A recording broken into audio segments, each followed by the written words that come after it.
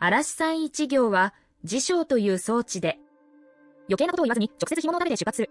これはタイムスタンプに刻まれた12文字です。それぞれ黒、聖、笑い、黒です。風、緑、緑、ほは、1、2は、4。これらの字にはどんな意味がありますか？ここは急いで解読しないでください。別の謎を見てみましょう。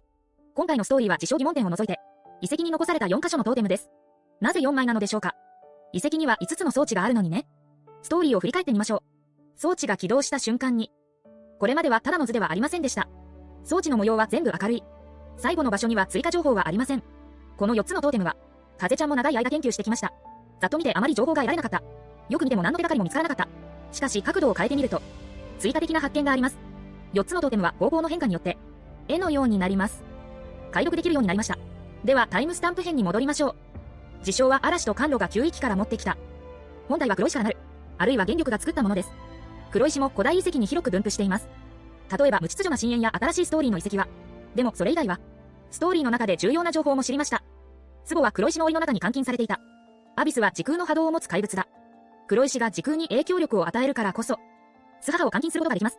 黒石の時空への影響には2つの側面があります。一方では、黒石の存在は時空をより歪めることができます。一方、黒石も時空を安定させることができます。以上の2つの性質に基づいている。それぞれ新しいストーリーの遺跡と事象に対応している。新しい遺跡は海底空間に影響を与えてきた。不安定な状態にさせます。そのためにも、海底は素母に注意されます。そしてここに遠流通路を開きます。でも素母は騙されました。これは全て一つの曲だ。古代文明からの経典の配置。私の生放送を見た仲間は私がずっと知っています。この新しい遺跡に葛藤しています。これはなぜでしょうか？その役割がおかしいからです。新しい遺跡の存在は時空を不安定にします。素母にもっと大きな遠流を作ることができます。もっと多くの海域体を送って9域に行って自分を救出することができます。このように聞こえるのは感じますか？新しい遺跡は逆に素母を助けているのでしょうか？レビリアの助けがなければ、新しい遺跡は発見されません。その存在のせいで、私たちも口の流れを止めることはできません。その時間は長いです。輸送された海域体はより多くなります。素母も眠くなる可能性が高いです。新しい遺跡の存在は素母の力のようだ。しかし古代文明は壺と戦う勢力であることも知っています。素母は古代文明に対しても古い恨みを持っている。そして双方の戦いは枝星から9域に広がった。最終的に壺を黒石の檻に封印しました。このような古代文明はどうして壺を助けるのでしょうか？だから全ては天文ホラから始めなければなりません。嵐の口から分かった。9域は閉鎖された空間です。外界は9域の存在を発見できない。時空障壁の保護もあります。壁は素母を救出するために海域体を阻止することもできる。同時に9域の人々が外部に行くのを阻止しました。しかしそれはある日変わったのです。そうだ、ドアが開いた。9域に外界への通路が現れた。遠流は9域にあることは珍しくない。しかし昔は天文の通路にはなれなかった。では天文ホラが開いた日は一体何が起こったのでしょうか？素母が海底に淵の流れを開いたのです。レビリアを救出したとき、素母は海底の何かに惹かれた。新しい遺跡で作られた不安定な時空です。これが古代文明が残した保険装置です。素母が海底に淵の流れを開くと、つまり素母は眠くなるということです。封印には破られるリスクがある。この時9域の天文が開きます。9域の人に外部に助けを求めてもらう。時間が違うのではないかと疑う人がいますね。嵐は夏暮れ島の淵から流れてきた。その時海底はまだ動いていなかった。しかし私たちは遠流が開いている正確な時間を本当に知っているのでしょうか？夏暮れ島の遠流のように、私たちが海に着いたら魔客チームと、シーロリーは装置が異常を検出したと言っていた。処理してきます。夏暮れ島にはすでに遠流がありました。素母がそうしたのは音を立てて西を撃つことです。夏暮れ島の遠流を餌に陰圧戦力を引きつける。海底に隠れてこっそり淵の流れを開く。声が聞こえてきた以上、二つの遠流が開いている時間は長くありません。そうでなければ魅力的な役割を果たすことができない。つまり、9域天文が開いた日、海底淵の流れが開いた時です。では大胆に推測してみましょう。過去に何があったの？古代文明と海域体のボス素母との戦い。戦ったのは真っ暗で太陽も月もない。古代文明は元能の力で9域を剥離した。あるいは9域の時空を見つけることができます。素母との最後の決戦戦場として、双方は激しい戦いを経た。悲惨な代価を払った後、素母は最終的に9域で鎮圧された。その脱出を防ぐために、古代文明は9域を時空障壁で封印した。子孫を残して封印の地を守る。ただいまはあまりにも古い。子孫の中にはその経緯を知っている人は少ない。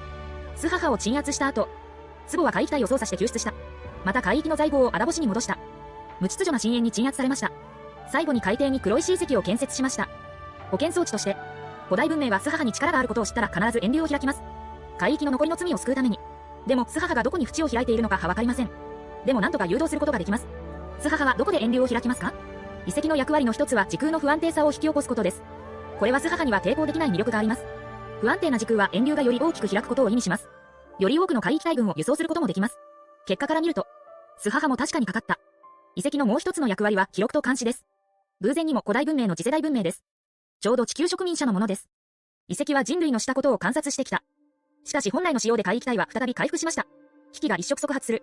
幸い古代文明の保健装置は起動されました。封印の地球域は外部とも連絡を取った。あとは双方が力を合わせて再びスボを制圧できるかどうか次第です。まるで天形ヨルタンのような気がしますか？新しい遺跡のトーテムを見てみましょう。これは遺跡に入った最初のトーテムです。右下に目があります。灰色1体の勢力を代表しています。左下は何でしょう？図を回してみましょう。このように見ると目と右の円。2つの頭のように。真ん中の画像に注意してください。柱のようなものは宝石のようです。双方はそれを争っています。これが古代文明と海域体の戦いを推測した原因である。周辺の線から見ると、無秩序な狂乱も感じられます。2つ目の図を見てみましょう。下に片目があります。本体画像は1つのシーンです。片方の手がシーンの後ろからゆっくりと伸びている。では写真を見てみましょう。上の目が首になっているのがわかります。下には奇妙な体が綴られています。これが素母だと推測しました。でも長いのは抽象的すぎます。下の手も同じようにはっきりしています。腕の後ろには顔が繋がっています。彼はシーンの後ろに隠れて真ん中の柱を盗もうとした。次は3枚目のトーテムです。このトーテムの時、リンは京都のことを考えたと言った。なぜか、京都を思い出した。鏡も無秩序な縁の上に立っています。しかし明らかにこれらの情報はわかりません。やはりまず回転してください。共造であることがわかりました。別に役に立たない。じゃあ少なめにしましょう。90度回転する。この角度から見るととてもイメージがあります。外の丸いボールは枝干しを表しています。上の三角は京都を表しています。真ん中の角形とは黒石儀式場のことです。周囲の目の輪郭が灰色域体を指しています。それ以外にも第三都市の構造を覚えていますか？無秩序な深淵はちょうど上層と下層の間にある。これは図全体が上下鏡像である理由を説明しています。唯一わからなかったのはひし形の模様が何を表しているかということです。中には象徴的な標識もあります。無秩序な深淵にある六大アビスの余罪を鎮圧することになるのでしょうか。次は最後のトーテムです。サリーは触手のようなものだと言いました。触手のようなものは海域体ではないでしょうか。ここでいう中間遠心の螺旋状の模様。これは目ではない。穴の中に縮こまった触手です。輪夜節図は海域体の発展と進化を表している。海域体の発展と進化を意味するのでしょうか。ここでは周りに印刷されている模様のことです。最短の一周の記号は低級な海域体単位である。真ん中にあるのは高級アビスです。でも確かに抽象的です。輪夜が言った関係については、成長、伸び、カバー、横領。図を回してみましょう。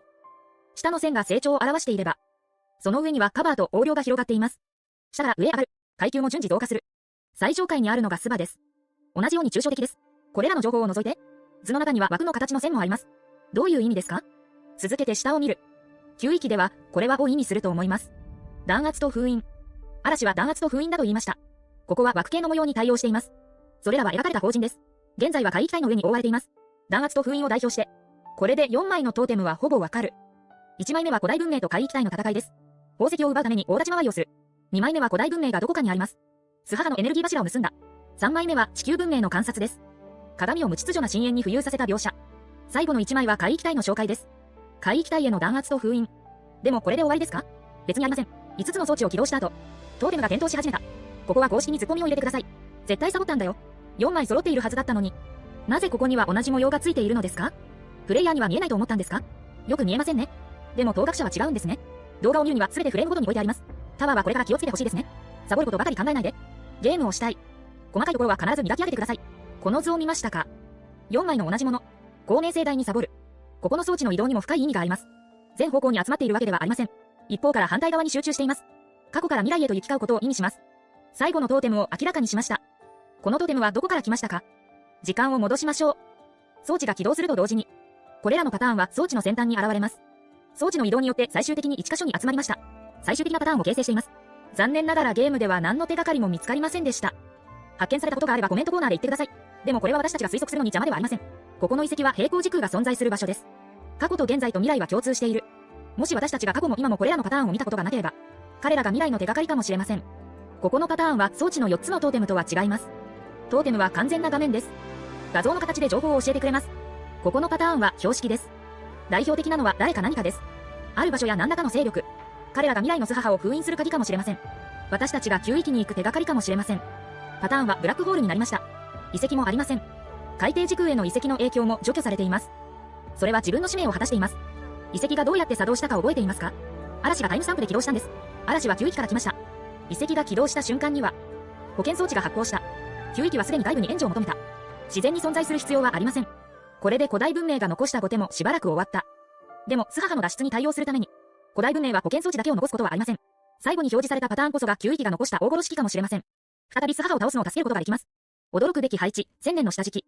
リンヤが古文明に動機を感じたのも無理はない。小風に注目する。違う幻の塔